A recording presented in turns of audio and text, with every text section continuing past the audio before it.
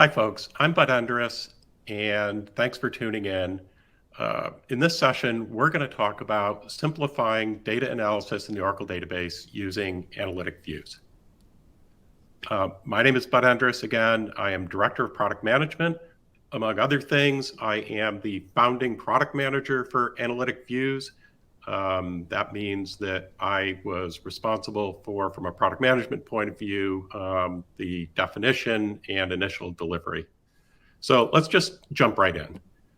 So I like to begin this session by really just asking a question. And the question is, if you're in the Oracle database and you need to build a BI solution that has some requirements, how would you do it?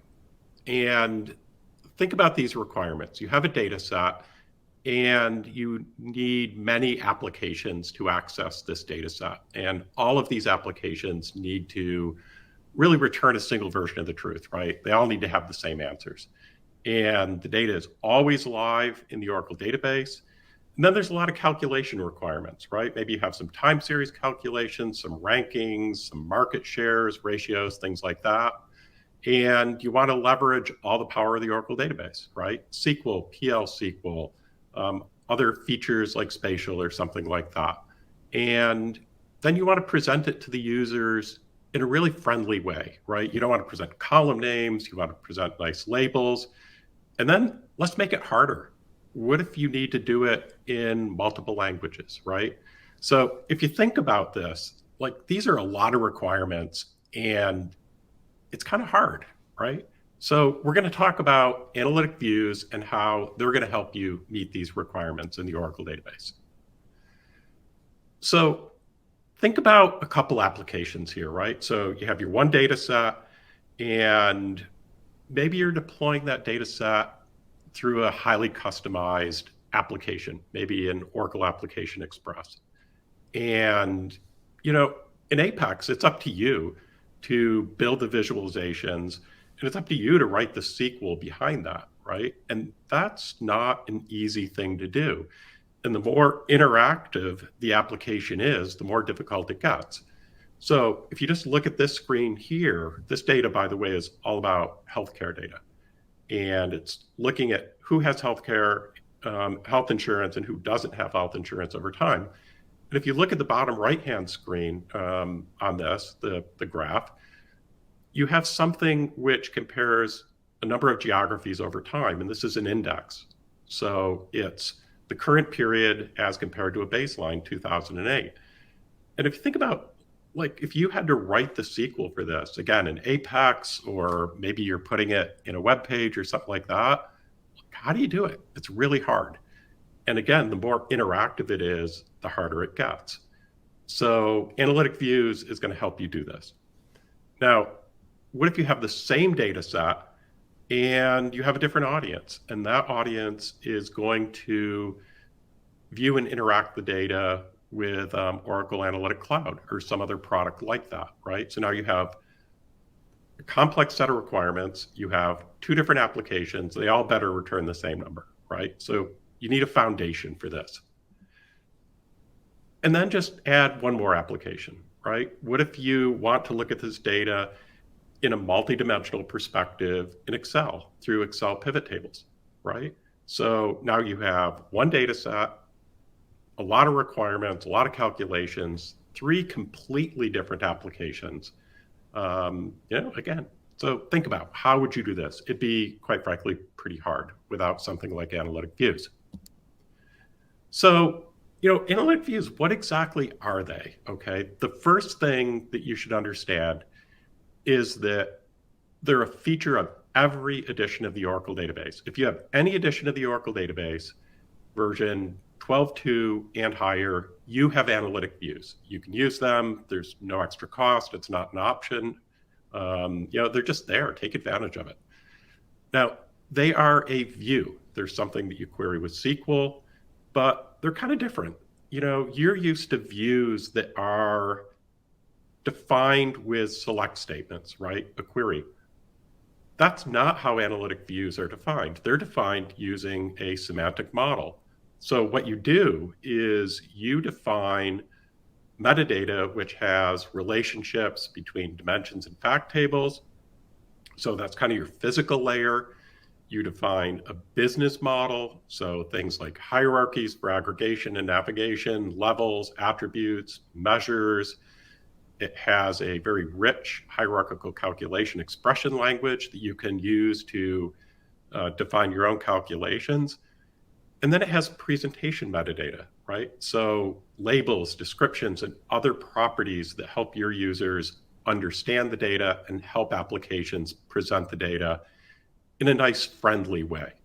So they're views, but again, they're not queries. They're defined using all this type of metadata, and that metadata is stored in the data dictionary. They're queried with SQL, and you can use relational or dimensional style semantics in that SQL, a language called MDX, multidimensional expressions. And because it's an Oracle, you can access it all through REST APIs. And then finally, it's a query generation engine. So we present the data to the application through the analytic view, which really is a relatively simple object to query. And it has all of this rich content. And then when you query the analytic view, a query generation engine actually generates SQL for executing that query. So it takes care of all the complexity for you. All right. So, in a nutshell, that's kind of what they are. The first one is really the most important. If you have Oracle, you have analytic views. So here's a way to think about it.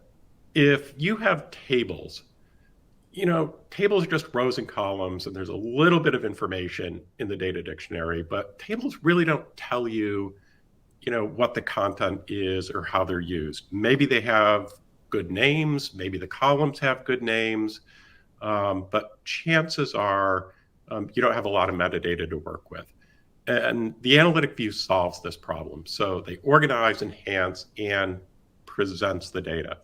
So the first thing they do is identify the data sources you're using, tables and columns, and it formalizes the relationships there. So, it takes care of all the joins, the hierarchies, the dimensions, and, organizes all of these physical properties into structure that has meaning.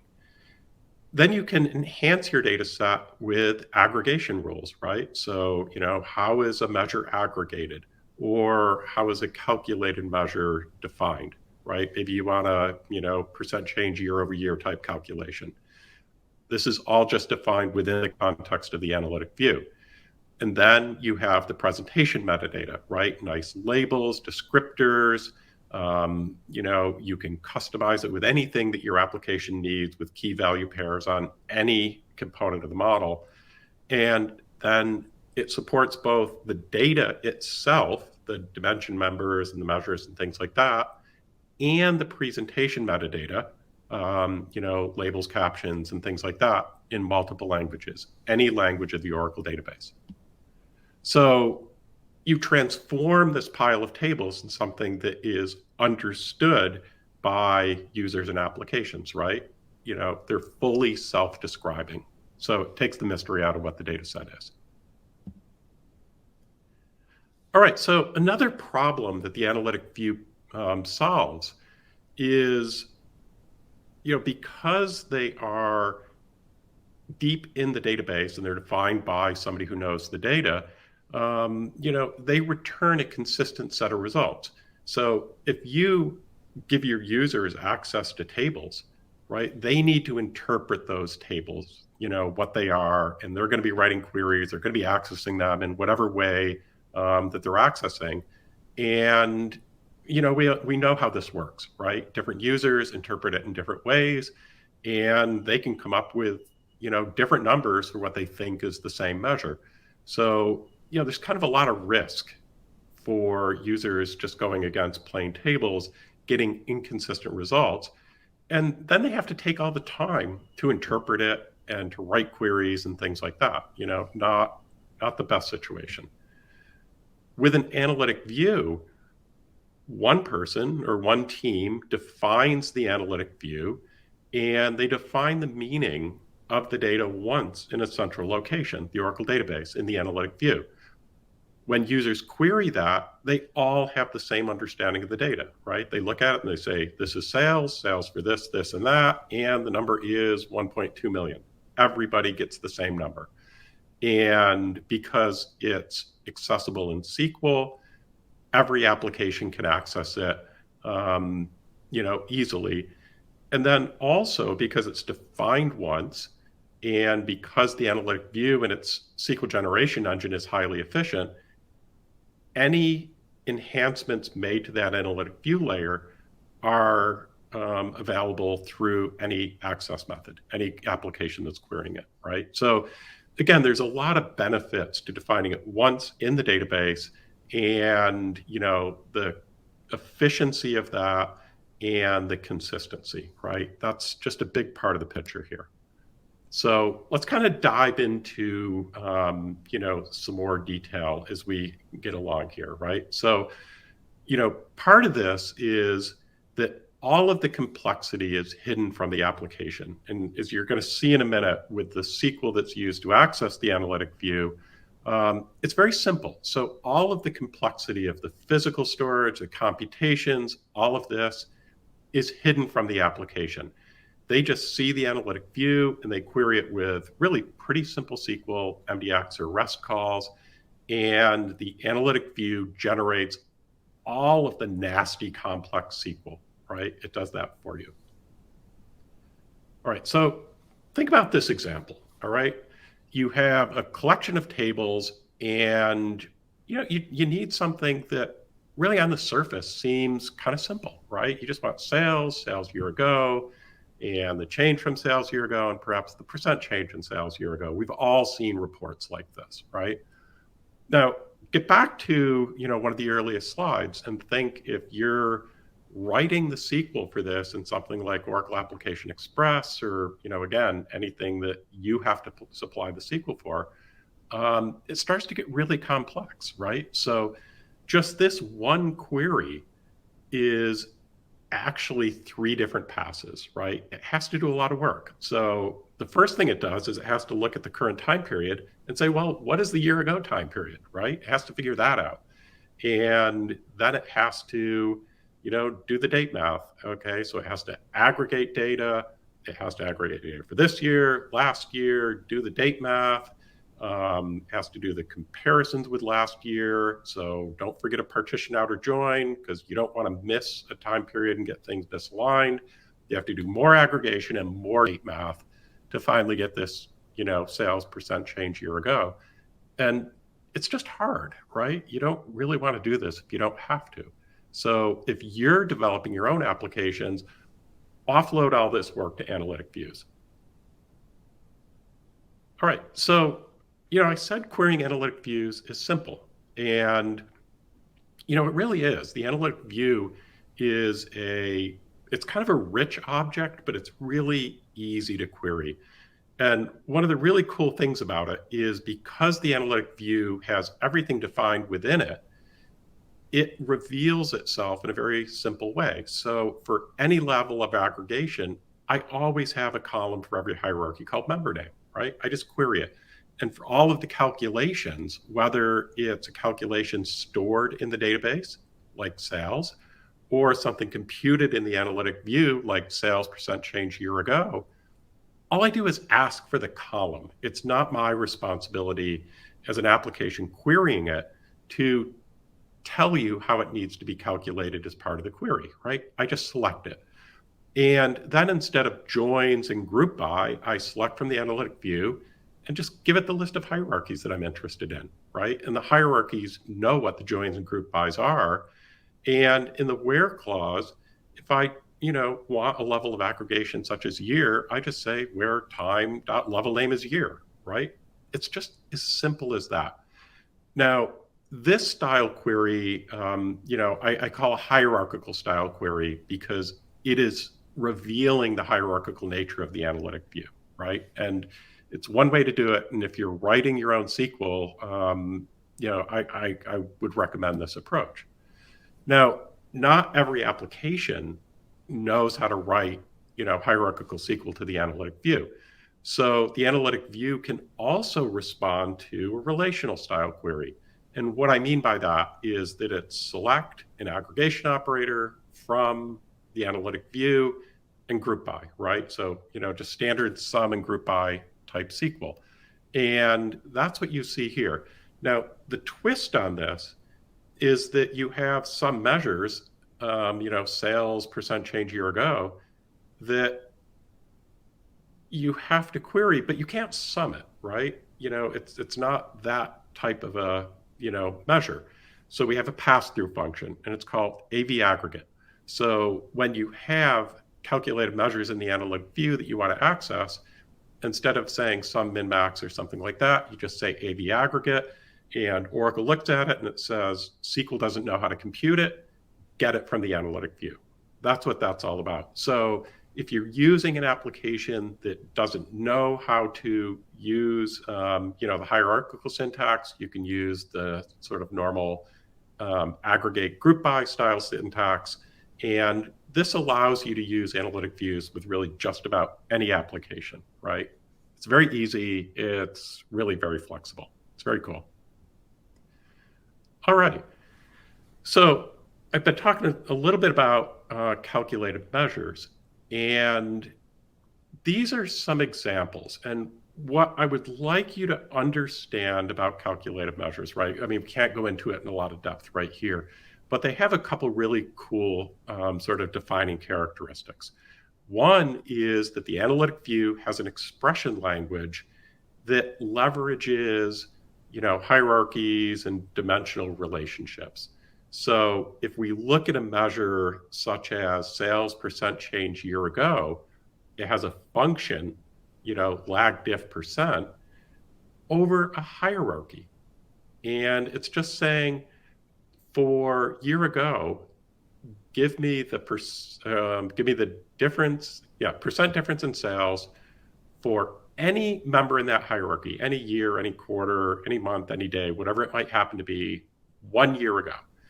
And it's sort of as simple as that. And it's very template oriented. So it's very easy to understand and build new calculations. And what's kind of cool about this is that it works across any combination of hierarchies that might be in this analytic view. So the calculation is only worrying about time. When you query it, the SQL generation engine takes care of bringing in all of the other data from all the other dimensions, tables, and things like that, right? It's really easy. So AVs have hierarchical expressions, such as you see here. You can use SQL single row functions, and you can even reference PL SQL functions in it. It's really super flexible, and it allows you to leverage all of your knowledge of SQL and just layer the AV syntax on top of that, right? All right, so one of the things that's sort of really important to understand about analytic views is that they're dimensional, but unlike a lot of other technologies in this space, you don't have to build a separate multidimensional cube, right? So if you're familiar with other things like, Microsoft Analysis Services, where it has dimensional structures, and what you have to do is you have to build a cube, you have to load data into that cube, you have to sort of solve that cube, and it has separate storage, separate APIs, separate query methods, and it takes time and processing power to build those types of things. Analytic views are just layered over the data that you already have, right? And really, at the end of the day, analytic views can access data in anything that returns rows and columns. So in Oracle, that of course means tables, views, and external tables, which means data in object stores and files, Parquet, Avro, and all that other kind of stuff. It's all available through analytic views with no extra storage or processing time, right? It's a view over that data that you already have. Now, you have some options to improve performance of aggregate data or to compensate for, say, slower data stores, right? So let's say you have a data set and aggregate data is commonly accessed and you want to optimize that. There's mechanisms to do that. Or let's say you are accessing files on object stores and it's slower than tables, right? You might want to compensate for that. So one of the things that analytics views can do optionally is use and manage aggregate data, right? And this is a really common thing to do. So what analytic views can do is create aggregate tables for you, and they can just be plain tables, or you can implement those as materialized views if you want. And you can think about this as an aggregate cache. And the cool thing about the aggregate caches in analytic views is that the caches tend to help the most difficult queries the most, right? So aggregate data is usually the most expensive to compute. And if you're creating aggregate caches with analytic views, those are going to actually be very small and very efficient. Now, you might be thinking about sort of traditional, materialized views or aggregate tables, and you might think, they're kind of large and clunky and things like that. Well, an interesting thing about the analytic view is because it has very well-defined structures and it accesses these directly, it actually has a little bit different structure to it, and they tend to be smaller and quicker to build than typical aggregate tables. So, they're very efficient to query and very efficient to access. Now, what you see in this little chart on the bottom right is just a real life before and after. So what this test does is it runs about 200 queries against a data set, no aggregate caches whatsoever in the analytic view. And what I did is I color-coded queries that took 5 seconds or longer in red. So these are, in my mind, unacceptable. With a simple aggregate cache, high in hierarchies, it solves those most difficult queries, right? So the cache is really small. It's very quick to build. The analytic view knows how to access it. It knows how to build it. And it just solves those. So if you look at the right, that's the same exact query run with a little aggregate cache managed by the analytic view, right? So we're kind of looking at a lot of benefits here. We're looking at consistency, ease of SQL generation, and now potentially performance improvement, right? Good stuff. All right. So how to define analytic views?